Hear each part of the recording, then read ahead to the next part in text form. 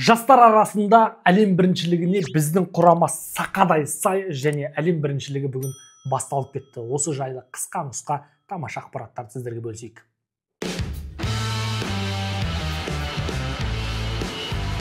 Ассалаумағалейкум соққы арнасының көрермендері. Жекпе-жек десе ішкен асын жерге қоятын сүйікті көрермен дәл қазір Жәнібек Әлімханұлы, Әбілхан Аманқұлдың келуі деген сынды кішігірім жаңалықтар бар.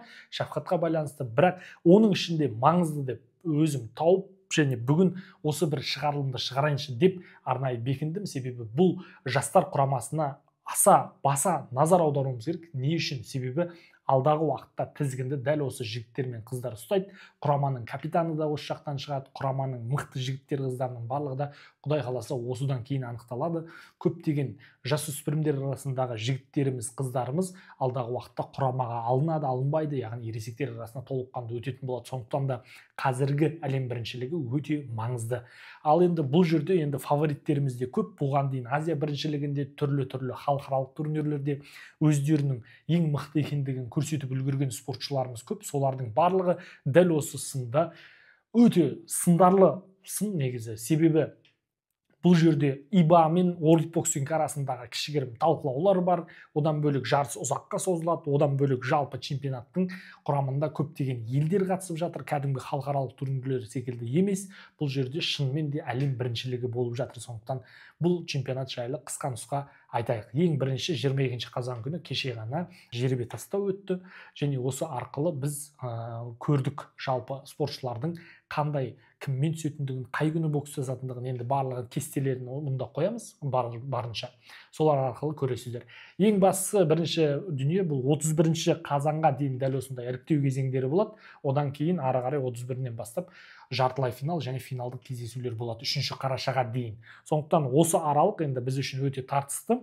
Ал енді дәл қазір ерлер және әйелдер арасында, қыздар арасында кімдер жұдырықтасады, соған бір сәт назар аударайық. Ең бірінші 48 килограммда бақ сынайтын Диас Берікбай, 51 келіде Бексұлтан Боранбек, 54 келіде Бауыржан Мұратов, 57 келіде Жансері Көшербаев, 60 келіде Алексей Хованцев, 63,5 келіде Ахмет Үсен, 67 келіде Төрехан Сабырхан, 71 келіде Өнер Сейілхан, 75 келіде Санжарәлі Бегалиев, 80 келіде Мадияр Бексұлтанов, 86 келіде Бақытжан Айтмұханов, 92 келіде Расул Асанханов және 92 плюс салмақта Аслан Елдібайұлы.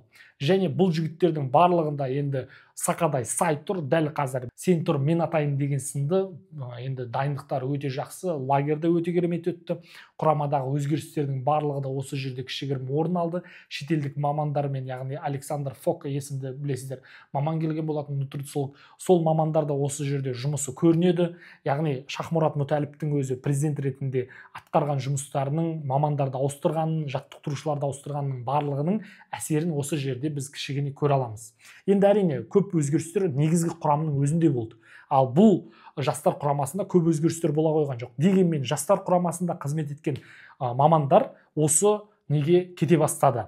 Яғни құрамаға кете бастады. Ал бұл жерде біздің жігіттер ары қарай енді құрамадағы, мысалы, бас бапкердің өзі осы жастар арасындағы бас бапкер болды да, кейіннен енді ұлттық құрамаға өтті ғой. Дәл сол секілді бұл жерде біздің түсінуіміз керек дүние, бұл жастардың арасынан потенциалды мықты бапкерлер, мықты жігіттер шығады деген сөз. Енді қыздар арасына келейік. Аға бапкер Жангелді Ахметов бастаған қыздар құрамасы 48 келіде Әнел Әбдирасилова, 50 келіде Ильянур Турганова, 52 келіде Бағжан Орынбай, 54 келіде Аяжан Сыдық, 57 келіде Аяжан Ермек, 60 келіде Толғанай Қасымхан, 63 келіде Аружан Жаңабаева, 66 келіде Ұлдана Таубай, 70 келіде Мария Сидеренко, 75 келіде Шұғылан Әлбай, 81 келіде Аружан Зейнулаева, 81 плюс келіде Панар Сейтхан қызы. Жалпы осы құрам, яғни қыздар арасында 12 спортшы, жігіттер арасында 13 спортшы бақ сынайды. Енді бұның ішінен мен кішігірім өз болжамымды айтып өтейін. Менің ойымша қыздар арасынан 4 адам, 5 адам орта есеппен жартылай финалға жетеді деп өз басым есептеймін. Оның бір немесе екеуі финалға дейін барып алтыннан алқа тақса, бұл біз үшін тамаша болады. Әрине, тілегіміз, жанымыз, жүрегіміз барлығының да медаль аймағына іліккенін және барлығының да финалға барғанын, барлығының алдын алғанын қалаймыз. Дегенмен арасынан ол жарыс болғаннан кейін бір ұтылады, бірінің физиологиясы, бірінің психологиясы, бірінің басқа нәрсесі дайын болмағандықтан қазақтың бір ауыз сөзбен әдемі келтірген ғой, бақ шаба ма, бап шаба ма деп. Яғни дұрыс дайындалып барса, бағы келіп тұрса, онда бұйыртып тұрған болса, онда әрине жеңіске жетеді. Ал жігіттер құрамасына енді сенім мол, Сейілхан бар, Төрехан бар. Жалпы бұл жігіттерге орта салмақ және кіші салмаққа әсіресе қатты бізде конкуренция көп болғандықтан, бәсекелестік көп болғандықтан біз бұл жігіттерге сеніміміз мол. Енді менің ойымша 8 жігіт кем дегенде жартылай финалға барады деп ойлаймын, және оның 4-5-і финалға өтеді. Енді чемпион кем дегенде 3-4 болады деп өз басым есептеймін. Солай ойлаймын. Алдағы уақытта одан да үлкен, одан да көп алтындар алып жатса, одан да көп жеңістер, жетістіктер болып жатса, әрине біз тек қана қуанамыз. Ал сіздің болжамыңыз қандай? Сіздер жастар арасындағы бұл жігіттерге сеніміңіз қандай? Қайсысын танисыз, қайсысына жанкүйерсіз? Барлығын комментарийға жазыңыздар. Соққысы мықты жігіттер әлемді бағындырсын. Алға Қазақстан!